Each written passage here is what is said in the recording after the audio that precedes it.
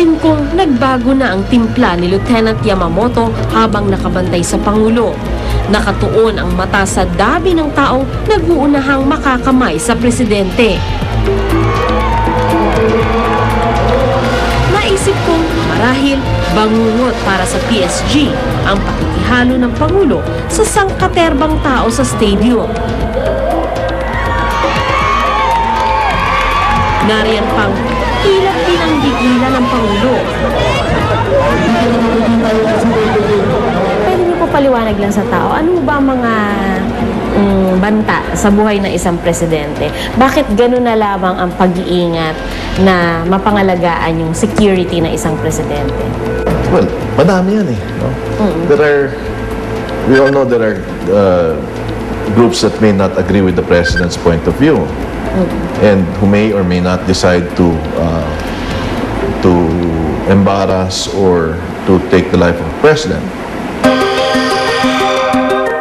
Hindi kalayuan kay Yamamoto, nakapwesto ang food taster na nakatokang magbantay sa lahat ng iinumin at kakainin ng Pangulo.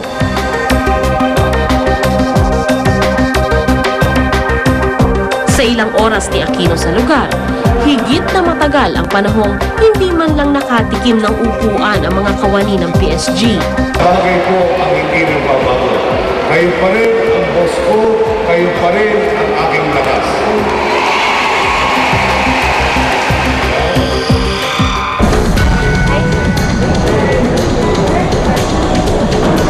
Ano na masabi mo sa PSG mo na hanggang tuwis yung buhay nila para pagprotektahan kayo? Siyempre, sa dedikasyon nila, sa professionalismo, ano pa mahihingi natin sa ano. Siyempre, pasasalamat natin. Paano po niyo ilalarawan yung relationship niyo with your PSG? Marami kami pinag-uusapan, lalo ng ating group commander, dahil nga ayaw naman natin malayo sa tao. No? So, siyempre sa security, pinaka-ultimate, nakakulong pa sa isang lugar. Pero pag gano'n mangyari, masisira yung ating governance kung hindi natin makakalubid yung tao. So, naghahanap sila ng para paano ma-accommodate yung ating needs in effective governance and their need also to perform their duties. Hanggang sa pag-alis ng Pangulo, nakabantay ang kanyang mga PSG. Ingat na hindi ito masaktan kahit pasakay na sa presidential car.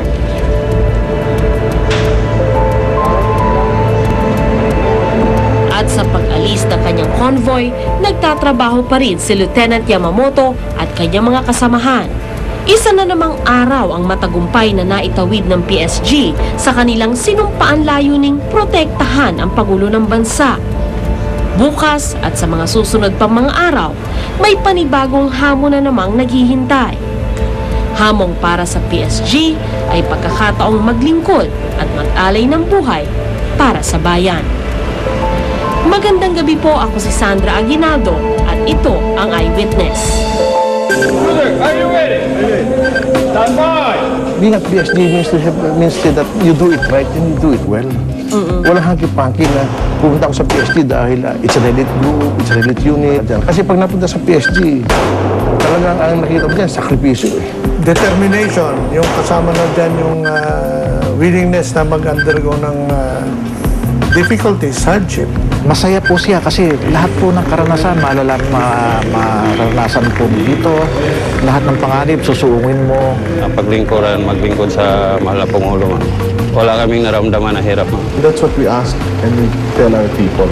You have to be ready to lay down your life for your VI. Or if you're not, then you're in the wrong business. And you should not be here.